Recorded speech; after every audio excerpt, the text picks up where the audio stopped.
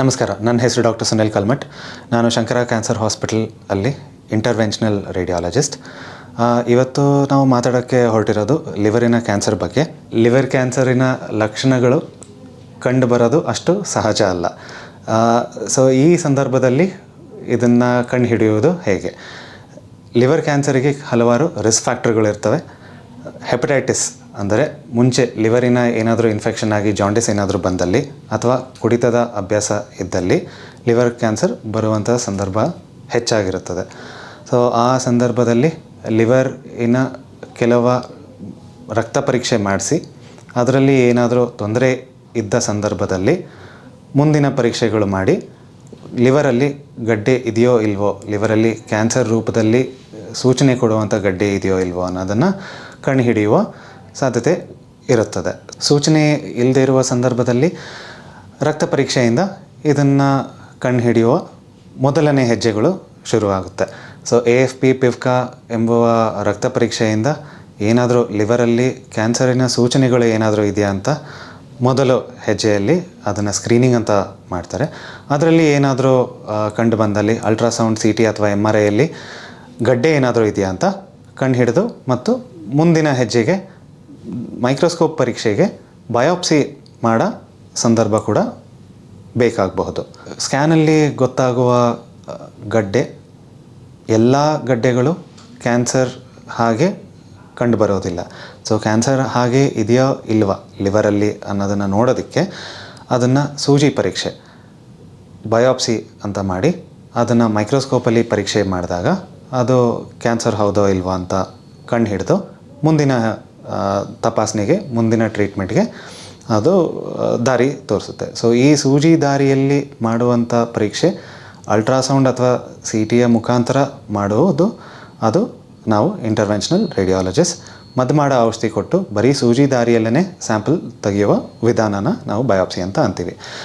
So ಈ ಇಡೀ ಲಿವರಿನ ಕ್ಯಾನ್ಸರಿನ ಟ್ರೀಟ್ಮೆಂಟ್ಗೆ ಆಪ್ಷನ್ಗಳು ಏನು ಬರುತ್ತದೆ?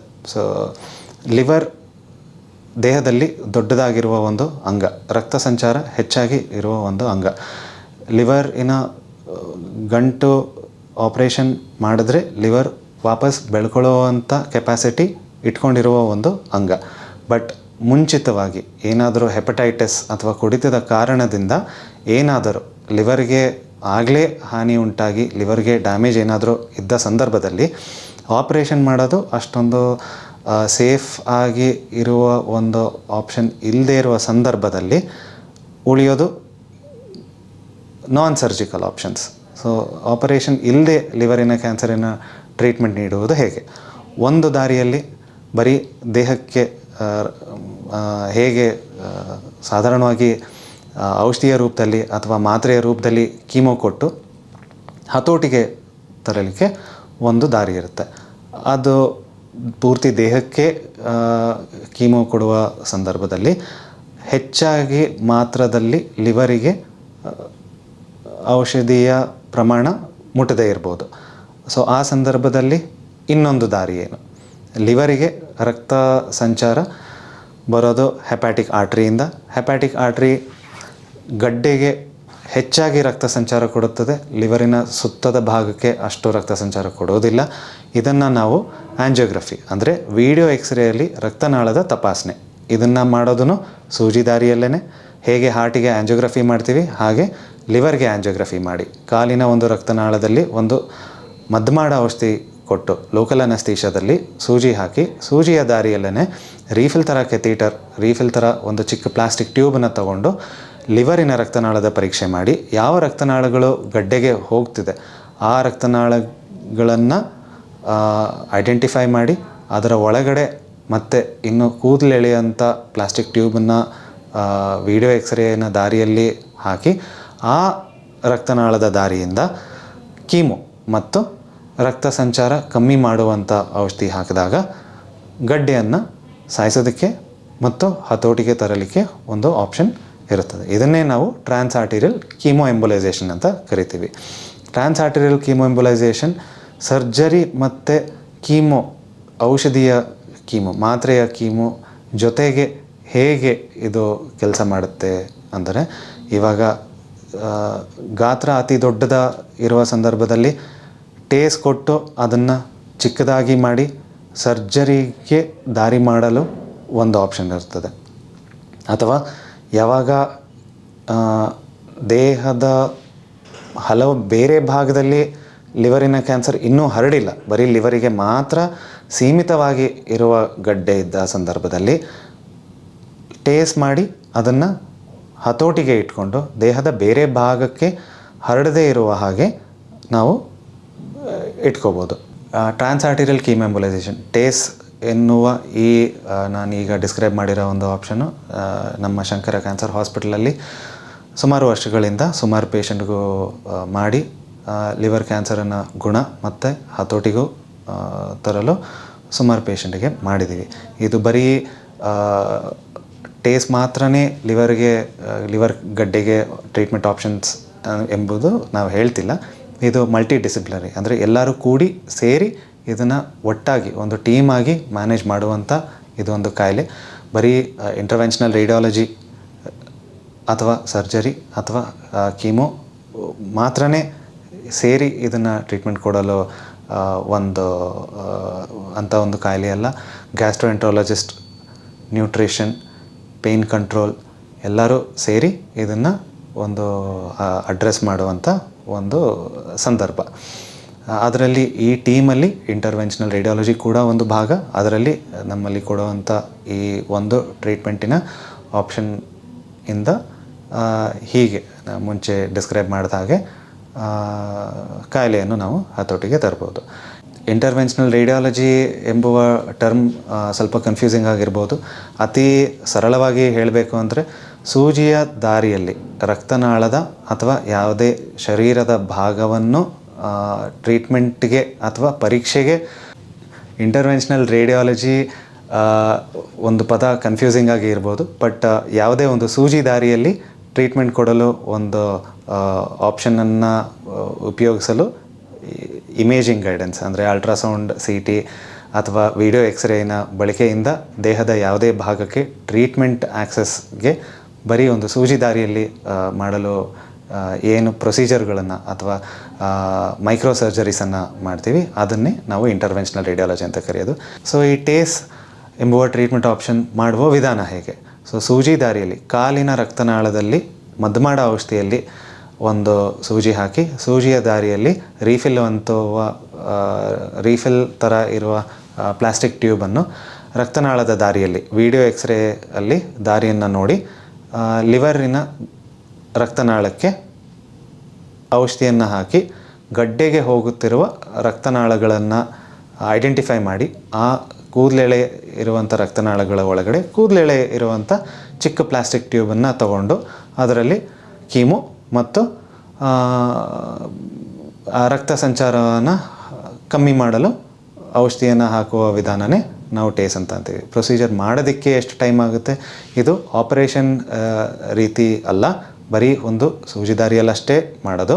ಪ್ರೊಸೀಜರ್ ಮಾಡೋದಕ್ಕೆ ಕೆಲವು 1 ರಿಂದ 2 ಗಂಟೆ ಕಾಲ ಆಗ್ಬೋದು.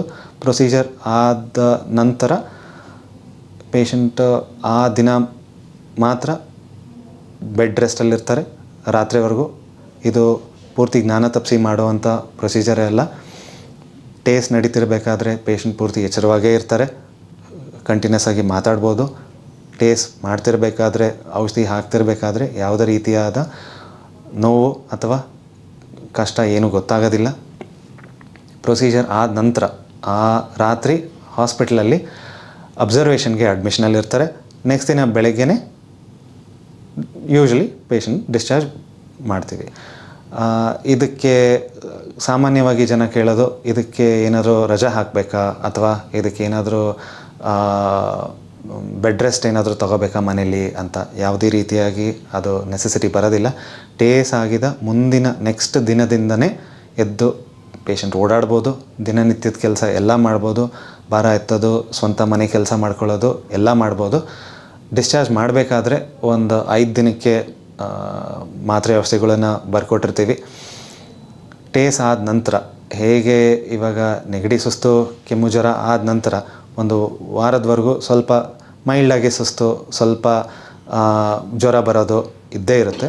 ಹಾಗೆಯೇ ಟೇಸ್ ಆದ ನಂತರ 1-2 ವಾರದವರೆಗೂ ಮೈಲ್ಡಾಗಿ ಸ್ವಲ್ಪ ಜ್ವರ ಇರ್ಬೋದು. ಕ್ಯಾನ್ಸರ್ ಗಡ್ಡೆ ಮೇಲೆ ಏನು ಕೀಮೋ ಔಷಧಿ ಕೆಲಸ ಮಾಡ್ತಿರುತ್ತೆ, ಆ ಕಾರಣದಿಂದ ಎಲ್ಲಿ ಗಂಟುವಿನ ಅಣುಗಳು ಸಾಯ್ತಿರ್ತವೆ ಅಲ್ಲಿ ದೇಹ ತಾನಾಗೆ ತಾನೇ ಕ್ಲಿಯರ್ ಮಾಡ್ಕೊಳ್ಳುವ ಒಂದು ಪ್ರಯತ್ನ ಮಾಡುತ್ತಿದ್ದ ಸಂದರ್ಭದಲ್ಲಿ ಜ್ವರ ಬರೋದು ಸಹಜ. ಸೊ ಆ ಜ್ವರ ಬರ್ತಿರೋದು ಕಾರಣ ಟ್ರೀಟ್ಮೆಂಟ್ ಕೆಲಸ ಮಾಡ್ತಿರುವ ಲಕ್ಷಣ. ಸೊ ಆ ಜ್ವರವನ್ನು ಹತೋಟಿಗೆ ತರಲು 1 ವಾರದವರೆಗೂ ಸ್ವಲ್ಪ ಮೈಲ್ಡಾಗಿ ಸಣ್ಣ ಪುಟ್ಟ ಔಷಧಿಗಳು ಅಷ್ಟೇ ತಗೋಬೇಕಾಗಿರೋದು. ಬಟ್ ದಿನನಿತ್ಯ ಕೆಲಸ ಎಲ್ಲ ಮಾಡ್ಬೋದು. ಟ್ರೀಟ್ಮೆಂಟಿನ ರೆಸ್ಪಾನ್ಸ್ ಹೇಗೆ ನೋಡೋದು, 1 ತಿಂಗಳಾದ ನಂತರ ಸ್ಕ್ಯಾನ್ ಮಾಡಿ, CT ಅಥವಾ MRI ಸ್ಕ್ಯಾನ್ ಮಾಡಿ ಗಡ್ಡೆಯ ಗಾತ್ರ ಮತ್ತು ಅದರಲ್ಲಿ ಇರುವ ರಕ್ತ ಸಂಚಾರ ಹೇಗಿದೆ ಅನ್ನೋದನ್ನು ಪರೀಕ್ಷೆ ಮಾಡಿ ಮುಂದಿನ ಹೆಜ್ಜೆ ಆಮೇಲೆ ಪ್ಲ್ಯಾನ್ ಮಾಡೋದು. ಹಲವಾರು ಸತಿ ಪೂರ್ತಿ ಗಡ್ಡೆ ರೆಸ್ಪಾಂಡ್ ಆಗಿರೋ ಸಂದರ್ಭದಲ್ಲಿ ಸರ್ಜರಿಗೂ ಕೂಡ ಮುಂದಿನ ಸ್ಟೆಪ್ ಬೇಕಾಗ್ಬೋದು. ಒಂದು ಸ್ವಲ್ಪ ಭಾಗ ಏನಾದರೂ ಇನ್ನೂ ಸ್ವಲ್ಪ ಜೀವಂತವಾಗಿ ಉಳಿದಿದೆ ಅಂತಂದರೆ, ಅಥವಾ ಪೂರ್ತಿಯಾಗಿ ಆಗಲೇ ಟ್ರೀಟ್ಮೆಂಟ್ ರೆಸ್ಪಾನ್ಸ್ ತೋರಿಸಿದೆ ಅಂತಂದರೆ ಅದನ್ನು ಇನ್ನೂ ಹತೋಟಿಗೆ ಇಟ್ಕೊಳ್ಳಲು ಅಡಿಷ್ನಲ್ ಸ್ವಲ್ಪ ಮಾತ್ರೆಯ ಕೀಮೊಥೆರಪಿ ಕೂಡ ಬೇಕಾಗ್ಬೋದು. ಇವಾಗ ಇನ್ನೊಂದು ಕಾಮನ್ ಪ್ರಶ್ನೆ ಜನರಿಂದ ಬರೋದು, ಇವಾಗ ಒಂದು ಗಡ್ಡೆ ಇದ್ದ ಸಂದರ್ಭದಲ್ಲಿ ಹೀಗೆ ಒಂದೇ ಸಿಟ್ಟಿಂಗ್ ಟೇಸ್ಟ್ ಮಾಡಿ ಅದನ್ನು ಎಷ್ಟು ಸಾಧ್ಯ ಅಷ್ಟು ಅದನ್ನು ಹತೋಟಿಗೆ ತರ್ಬೋದು. ಬಟ್ ಗಡ್ಡೆಗಳು 1ರಿಂದ ಹೆಚ್ಚಾಗಿ ಇದ್ದರೆ ಆವಾಗ ಹೇಗೆ ಅಂತ. ಇವಾಗ ಲಿವರಿನ 2 ಭಾಗ ಇರುತ್ತೆ, right lobe and left lobe ಅಂತ ನಾವು ಕರಿತೀವಿ. ಎರಡಕ್ಕೂ ಬ್ಲಡ್ ಸಪ್ಲೈ ಸಪ್ರೇಟ್ ಆಗಿರುತ್ತೆ. ಇವಾಗ ಇದನ್ನು ನಾವು ಮಲ್ಟಿಸೆಂಟ್ರಿಕ್ HCC ಅಂತ ಕರಿತೀವಿ. ಲಿವರಿನ 2 ಭಾಗದಲ್ಲೂ ಗಂಟುಗಳು ಇದ್ದ ಸಂದರ್ಭದಲ್ಲಿ ಒಂದೊಂದು ಭಾಗನ ಒಂದೊಂದು ಸಿಟ್ಟಿಂಗಲ್ಲಿ ನಾವು ಆದಷ್ಟು ಹತೋಟಿಗೆ ತರೋದಕ್ಕೆ ಪ್ರಯತ್ನ ಮಾಡ್ತೀವಿ. 100 ಜನದಲ್ಲಿ ಈ ಥರ ನಾವು ಟೇಸ್ಟ್ ಮಾಡಿದಾಗ ಕೆಲವು 10ರಿಂದ 20 ಜನಕ್ಕೆ ಉತ್ತಮವಾಗಿ ರೆಸ್ಪಾನ್ಸ್ ಬರದೇ ಇರ್ಬೋದು. ಕಾಯಿಲೆಯ ಸ್ವಭಾವದಿಂದ ಕೀಮೋಗೆ ಉತ್ತಮವಾಗಿ ರೆಸ್ಪಾನ್ಸ್ ಬರದೇ ಇರ್ಬೋದು. ಕ್ಯಾನ್ಸರ್ ಕಾಯಿಲೆ ಸ್ವಲ್ಪ ಅಗ್ರೆಸಿವ್ ಆಗಿ ಇದ್ದ ಸಂದರ್ಭದಲ್ಲಿ 1ಕ್ಕಿಂತ ಹೆಚ್ಚು ಸತಿನೂ ಟೇಸ್ಟ್ ಮಾಡಲು ಬೇಕಾಗ್ಬೋದು. ಸೊ ಎಷ್ಟು ಟೈಮ್ವರೆಗೂ ನಾವು ಇದನ್ನು ಟೇಸ್ಟ್ ಮಾಡ್ಬೋದು, ಎಷ್ಟೊಂದು ಜನ ಪೇಷಂಟ್ಗೆ 5ರಿಂದ 6 ಸೆಟ್ಟಿಂಗ್ ಟೇಸನ್ನು ಮಾಡಿದ್ದೀವಿ. ಇವಾಗ ಕೆಲವು ಸಂದರ್ಭಗಳಲ್ಲಿ ಒಂದು ಪಾಯಿಂಟ್ ಆಫ್ ಟೈಮಲ್ಲಿ ಪೂರ್ತಿ ರೆಸ್ಪಾನ್ಸ್ ಬಂದಿರುತ್ತೆ. ಬಟ್ 3 ತಿಂಗಳು 6 ತಿಂಗಳ ನಂತರ ಮತ್ತೆ ಗಂಟುಗಳು ಕಂಡುಬರುತ್ತೆ. ಸೊ ಆ ಗಂಟುಗಳಿಗೂ ಇನ್ನೊಂದು ಸತಿ ಇದೇ ರೀತಿ ಟ್ರಾನ್ಸ್ ಆರ್ಟೀರಿಯಲ್ ಕೀಮೋ ಎಂಬೋಲೈಸೇಷನ್, ಸೂಜಿ ದಾರಿಯಲ್ಲಿ ವಿಡಿಯೋ ಎಕ್ಸ್ರೇನ ದಾರಿಯಲ್ಲಿ ರಕ್ತನಾಳದ ಒಳಗಡೆ ಕೀಮೋವನ್ನು ಕೊಡೋದು ಸಾಧ್ಯವಾಗುತ್ತದೆ. ಏನಕ್ಕೆ ಈ ಥರ ಮತ್ತೆ ಗಂಟುಗಳು ಉಂಟಾಗೋ ಸಾಧ್ಯತೆ ಇದೆ, ಆಗಲೇ ಡಿಸ್ಕಸ್ ಮಾಡಿದ ಹಾಗೆ ಹೆಪಟೈಟಿಸ್ ಅಥವಾ ಕುಡಿತದ ಕಾರಣದಿಂದ ಲಿವರಿನ ಡ್ಯಾಮೇಜ್ ಆಗಿರುವ ಬ್ಯಾಕ್ಗ್ರೌಂಡಲ್ಲಿ ಕೆಲವು ಅಣುಗಳು ಕ್ಯಾನ್ಸರ್ ರೀತಿಯಾಗಿ ತಾನಾಗೇ ತಾನೇ ಅಬ್ನಾರ್ಮಲ್ ಜೆನೆಟಿಕ್ ಸಿಗ್ನಲ್ ಕಾರಣಕ್ಕೆ ಕ್ಯಾನ್ಸರ್ ರೀತಿಯಾಗಿ ಬದಲಾವಣೆ ಆಗುತ್ತೆ. ಸೊ 1 ಗಂಟು ಕ್ಯಾನ್ಸರ್ ಲಕ್ಷಣ ತೋರಿಸಿ ಟ್ರೀಟ್ಮೆಂಟ್ ಆಗಿದ್ದರೂ ಸಹ ಬೇರೆ ಅಣುಗಳು ಕ್ಯಾನ್ಸರ್ ರೀತಿಯಾಗಿ ಮತ್ತೆ ಹುಟ್ಟುವ ಸಾಧ್ಯತೆಗಳು ಇರುತ್ತೆ. ಸೊ ಅದಕ್ಕೋಸ್ಕರ ಒಂದು ಸತಿ ಲಿವರ್ ಕ್ಯಾನ್ಸರ್ ಗಡ್ಡೆ ಕಂಡು ಬಂದಿದೆ ಅಂತಂದರೆ ಉಳಿದಿದ್ದ ಜೀವನ ಪರ್ಯಂತವ್ರಿಗಾದರೂ ಅವರು ಸ್ಕ್ರೀನಿಂಗ್ ಪ್ರೋಗ್ರಾಮ್ ಫಾಲೋಅಪ್ಪಲ್ಲಿ ಇದ್ದು ಹೊಸ ಗಡ್ಡೆಗಳೇನಾದರೂ ಕಂಡು ಬಂದಲ್ಲಿ ಅರ್ಲಿ ಸ್ಟೇಜಲ್ಲೇ ಅದನ್ನು ಟ್ರೀಟ್ಮೆಂಟ್ ಆಪ್ಷನ್ಸು ಹೆಚ್ಚಾಗಿರುತ್ತೆ. ಬಟ್ ಸಪೋಸ್ ಲಿವರಿನ ಆಚೆ ಆಗಲೇ ಕಾಯಿಲೆ ಹರಡುವ ಲಕ್ಷಣಗಳು ಸ್ಕ್ಯಾನ್ಗಳಲ್ಲಿ ಏನಾದರೂ ತೋರಿಸಿದ್ದಲ್ಲಿ ಅಥವಾ ಲಿವರಿನ ಫಂಕ್ಷನ್ ಉತ್ತಮವಾಗಿ ಇಲ್ಲದೇ ಇರುವ ಕಾರಣದಲ್ಲಿ ಟ್ರೀಟ್ಮೆಂಟಿನ ಆಪ್ಷನ್ಸು ಅತಿ ಲಿಮಿಟೆಡ್ ಆಗುತ್ತೆ. ಸೊ ಇಲ್ಲಿವರೆಗೂ ನಾವು ಡಿಸ್ಕಸ್ ಮಾಡಿರೋದು ಲಿವರ್ ಕ್ಯಾನ್ಸರ್ ಅಂದರೆ ಲಿವರಿನ ಗಡ್ಡೆ ಏನಾದರೂ ಬಂದರೆ ಅದಕ್ಕೆ ಕಂಡು ಹಿಡಿಯುವ ದಾರಿ ಏನು, ಟ್ರೀಟ್ಮೆಂಟಿನ ದಾರಿಗಳೇನು, ಅದರಲ್ಲಿ ಸ್ಪೆಸಿಫಿಕ್ಕಾಗಿ ಸೂಜಿ ದಾರಿಯಲ್ಲಿ ಇಂಟರ್ವೆನ್ಷನಲ್ ರೇಡಿಯಾಲಜಿಯಲ್ಲಿ ಟ್ರೀಟ್ಮೆಂಟಿನ ಆಪ್ಷನ್ಗಳು ಏನು ಅಂತ. ಸಾಮಾನ್ಯವಾಗಿ ಜನರಲ್ಲಿ ಇನ್ನೊಂದು ಪ್ರಶ್ನೆ ಬರೋದು, ಈ ಬರದೇ ಇರುವ ಹಾಗೆ ನೋಡ್ಕೊಳ್ಳೋದು ಹೇಗೆ ಅಂತ. ಸೊ ಸಾಮಾನ್ಯವಾಗಿ ಇಲ್ಲಿವರೆಗೂ ಡಿಸ್ಕಷನ್ ಮಾಡಿದ ಹಾಗೆ ಕುಡಿತ ಮತ್ತು ಹೆಪಟೈಟಿಸಿಂದ ಅತಿ ಹೆಚ್ಚಾಗಿ ಬರುವಂಥ ಚಾನ್ಸಸ್ ಇರೋದು ಲಿವರ್ ಸಿರೋಸಿಸ್ ಮತ್ತು ಲಿವರಿನ ಕ್ಯಾನ್ಸರ್. ಕುಡಿತ ನಿಲ್ಲಿಸಿ ಅದಕ್ಕೆ ಸೂಕ್ತವಾಗಿರುವ ಸಲಹೆ ಮತ್ತು ಮೆಡಿಕಲ್ ಸಪೋರ್ಟ್ ಕೂಡ ಸಿಗುತ್ತದೆ. ಅದನ್ನು ತಡೆಗಟ್ಟೋದರಿಂದ ಲಿವರ್ ಡ್ಯಾಮೇಜ್ನ ಕಂಟ್ರೋಲ್ ಮಾಡ್ಬೋದು. ಲಿವರ್ ಡ್ಯಾಮೇಜ್ ಆಗದೇ ಇರುವ ಸಂದರ್ಭದಲ್ಲಿ ಲಿವರ್ ಕ್ಯಾನ್ಸರನ್ನು ಅಥವಾ ಲಿವರ್ ಸಿರೋಸಿಸ್ ಕೂಡ ಉಂಟಾಗೋದಿಲ್ಲ. ಹೆಪಟೈಟಿಸ್ ಅಂತ ಅಂದರೆ ಲಿವರ್ಗೆ ಆಗೋ ಇನ್ಫೆಕ್ಷನ್. ಆದಷ್ಟು ಮನೆ ಊಟ, ಕ್ಲೀನಾಗಿರುವ ಊಟ, ಫ್ರೆಶ್ ಆಗಿರುವ ಊಟ ಮಾಡಿದಾಗ ಇನ್ಫೆಕ್ಷನ್ಗಳು ಕರಳಿನ ಇನ್ಫೆಕ್ಷನ್ ಅಥವಾ ಲಿವರಿನ ಇನ್ಫೆಕ್ಷನ್ ಬರುವ ಸಾಧ್ಯತೆಗಳು ಕಮ್ಮಿ ಇರುತ್ತೆ. ಕ್ಲೀನಾಗಿರುವ ಕುದಿಸಿರುವ ಕಾಯಿಸಿರುವ ನೀರನ್ನ ಕುಡಿಯೋದ್ರಿಂದ ನೀರಿನಿಂದ ಬರುವ ಇನ್ಫೆಕ್ಷನ್ ಕಂಡುಬರ್ಬೋದು. ತಡೆಗಟ್ಬೋದು. ಈ 21ನೇ ಶತಮಾನದಲ್ಲಿ ಶುಗರನ್ನು ಅತಿ ಹೆಚ್ಚಾಗಿ ಜನರಲ್ಲಿ ಕಂಡುಬರ್ತಿದೆ. ಅದು ನಮ್ಮ ದೇಶ ಭಾರತ ದೇಶದಲ್ಲೂ ಇನ್ನೂ ಅತಿ ಹೆಚ್ಚಾಗಿ ಕಂಡುಬರ್ತಿದೆ. ಅತಿ ಶೀಘ್ರದಲ್ಲೇ ಭಾರತ ದೇಶ ಡಯಾಬಿಟಿಸಿನ ಕ್ಯಾಪಿಟಲ್ ಇಡೀ ವಿಶ್ವದಲ್ಲಿ ಆಗುವಂಥ ಲಕ್ಷಣಗಳನ್ನು ಕಂಡುಬರ್ತಿದೆ. ಇದು ಶುಗರ್ ಬರೀ ಡಯಟ್ ಒಂದೇ ಅಲ್ಲ, ಬಟ್ ನಮ್ಮ ಲೈಫ್ ಸ್ಟೈಲಿಂದ ಕೂಡ ಬರುತ್ತೆ. ಇದು ಸಾಕಷ್ಟು ಬೇರೆ ಬೇರೆ ಪ್ಲ್ಯಾಟ್ಫಾರ್ಮ್ಸಲ್ಲಿ ಇದ್ರ ಬಗ್ಗೆ ಡಿಸ್ಕಷನ್ ಮಾಡಿದರೂ ಸಹ ಒಂದು ಶಾರ್ಟಾಗಿ ಹೇಳಬೇಕು ಅಂತಂದರೆ control diet, high protein diet ಮತ್ತು ರೆಗ್ಯುಲರ್ ಎಕ್ಸಸೈಸಿಂದ ಶುಗರ್ನ ತಡೆಗಟ್ಬೋದು. ಶುಗರಿಂದ ಹೇಗೆ ಕಿಡ್ನಿ ಮತ್ತು ಕಣ್ಣಿನ ರೆಟಿನಾಗೂ ಡ್ಯಾಮೇಜ್ ಆಗುತ್ತೆ, ಲಿವರ್ಗೂ ಸಹ ಹಾಗೆ ಡ್ಯಾಮೇಜ್ ಆಗುವ ಲಕ್ಷಣಗಳನ್ನು ಕಂಡು ಆ ಕಾರಣದಿಂದನೂ ಈ ಕೆಲವು ವರ್ಷಗಳಿಂದ ಅನ್ಕಂಟ್ರೋಲ್ ಡಯಾಬಿಟೀಸಿಂದ ಲಿವರ್ಗೆ ಸಿರೋಸಿಸ್ ಆಗಿ ಆ ಕಾರಣದಿಂದ ಲಿವರ್ ಕ್ಯಾನ್ಸರನ್ನು ಬರ್ತಿರೋದು ನಾವು ರೀಸೆಂಟಾಗಿ ನೋಡ್ತಿದ್ದೀವಿ. ಸೊ ಇನ್ ಶಾರ್ಟ್ ಸಮ್ಮರೈಸ್ ಮಾಡಬೇಕು ಅಂತಂದರೆ ರೆಗ್ಯುಲರ್ ಮೀಲ್ಸ್ ತಗೊಳ್ಳಿ, ರೆಗ್ಯುಲರಾಗಿ ಎಕ್ಸಸೈಸ್ ಮಾಡಿ, ಮದ್ಯಪಾನ ಆದಷ್ಟು ಅವಾಯ್ಡ್ ಮಾಡಿ, ಮತ್ತು ಕ್ಲೀನಾಗಿರುವ ಊಟ ಮತ್ತು ಜನರಲ್ ಹೈಜೀನ್ನ ಮೇಂಟೈನ್ ಮಾಡಿ. ಆ ಕಾರಣದಿಂದ ಈ ಬರೀ ಲಿವರ್ ಕ್ಯಾನ್ಸರ್ ಒಂದೇ ಅಲ್ಲ, ಸಾಕಷ್ಟು ಕಾಯಿಲೆಗಳನ್ನು ತಡೆಗಟ್ಬೋದು. ಇಲ್ಲಿವರೆಗೂ ಆಗಿರೋ ಡಿಸ್ಕಷನಲ್ಲಿ ನಿಮಗೆ ಉಪಯೋಗ ಆಗಿದೆ ಅಂತ ಅದೇ ನಮ್ಮ ಹೋಪು. ಬಟ್ ಕ್ಯಾನ್ಸರ್ ಅನ್ನುವ ಕಾಯಿಲೆಯಿಂದ ಭಯಕ್ಕಿಂತ ಅದಕ್ಕೆ ಮುಂಜಾಗ್ರತೆ ಮತ್ತು ಕಂಡು ಬಂದಲ್ಲಿ ಧೈರ್ಯ, ಆತ್ಮ ಸ್ಥಿರತೆ ತಗೊಂಡು ಮುಂದಿನ ಹೆಜ್ಜೆಗಳನ್ನು ಹಾಕಿದಾಗ, ಪ್ಲಸ್ ಅಪ್ರಾಪ್ರಿಯೇಟ್ ಟೀಮಿಂದ ಅಪ್ರಾಪ್ರಿಯೇಟ್ ಮೆಡಿಕಲ್ ಕೇರ್ ತೊಗೊಂಡಾಗ ಅದನ್ನು ಡೆಫಿನೆಟ್ಲಿ ಹತೋಟಿಗೆ ಇಟ್ಕೋಬೋದು. ಮುಂದಿನ ಏನೇ ನಿಮಗೆ ಪ್ರಶ್ನೆಗಳಿಗೆ ಅಥವಾ ಇನ್ನೂ ಏನೇ ಅದರ ಬಗ್ಗೆ ಮಾಹಿತಿಗಾಗಿ ಸ್ಕ್ರೀನಲ್ಲಿರುವ ವೆಬ್ಸೈಟು ಮತ್ತು ನಂಬರನ್ನು ಕಾಂಟ್ಯಾಕ್ಟ್ ಮಾಡಿ. ಯಾವುದೇ ತರಹದ ಸಲಹೆ ಅಥವಾ ಸಪೋರ್ಟ್ ಬೇಕಾಗಿದ್ದ ಸಂದರ್ಭದಲ್ಲಿ ನಾವು ವಿ ಆರ್ ಆಲ್ವೇಸ್ ಅವೈಲಬಲ್.